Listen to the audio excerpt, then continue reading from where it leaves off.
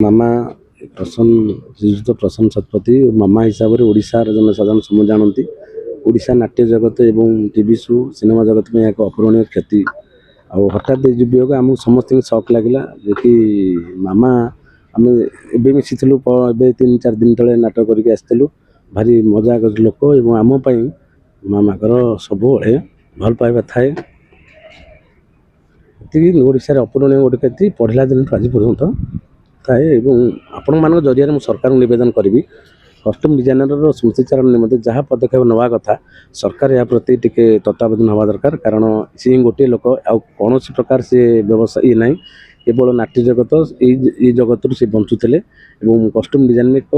माने अद्वितीय व्यक्ति पर कहीं नहांती ओडिशा रे कस्ट्यूम डिजाइन ना निश्चित भाव से जो माने शुण क्या काम अटकेनि किंतु हैरानी तो स्वाभाविक कथा। सी जो कहीदे क्यारेक्टर भावी दौले कस्ट्यूम या हम अजिसार टीम ठू आरंभ कर आम टीम समस्ते जो मैंने आज ओडिशा रे नाट्य जगत हो जो मैंने काम कर मामा कहले समस्त भल पाइबा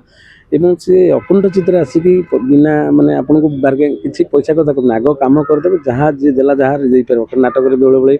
आमर करवा भी पढ़ला समय कॉलेज पिला माने किसी किसी कष्ट नि पैसा न थाए से दिगरे भी तांकर गोटे अद्वितीय साहाय्य सहानुभूति मामाकर माने सेबेठू मु पढ़ला समय वर्तमान पर्यंत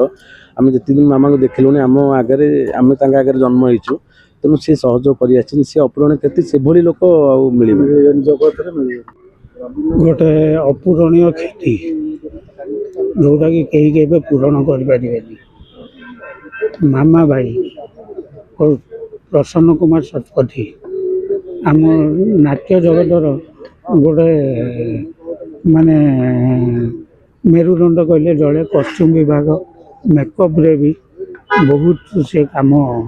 आमर सुचारू रूपे चले कौन सी कस्ट्यूम रे कौन सी ये कथबार्ता तो अति अमायिक पुरुष से जड़े माने ये करनी आउ मोर विगत 30-35 वर्षर सागे संपर्क मो बापा डॉक्टर विजय मिश्र लेखक सागे भी थिला आमर 20 वर्ष है आमर अनुष्ठान रे से सब ये कर सीरियल करी से भी सी मोर कस्ट्यूम डिजाइनर थे एबे नाटक विगत 20 वर्ष है आम नाटक रे ही से कस्ट्यूम दिखती जेते कठिन जीको जो व्यस्त हनी मु जो जोगाड़ करते कस्ट्यूम देदेवी आ जेकोसी मुहूर्त तू कहबू से कौन मुहूर्त मु तो पाखे रही तेणुक बर्तमान मो मुंड काम कर कि मो देह ये कर बहुत दुख गोटे एमती क्षति करदेला क्षत विक्षत करदेला आमको जे कही हेनी।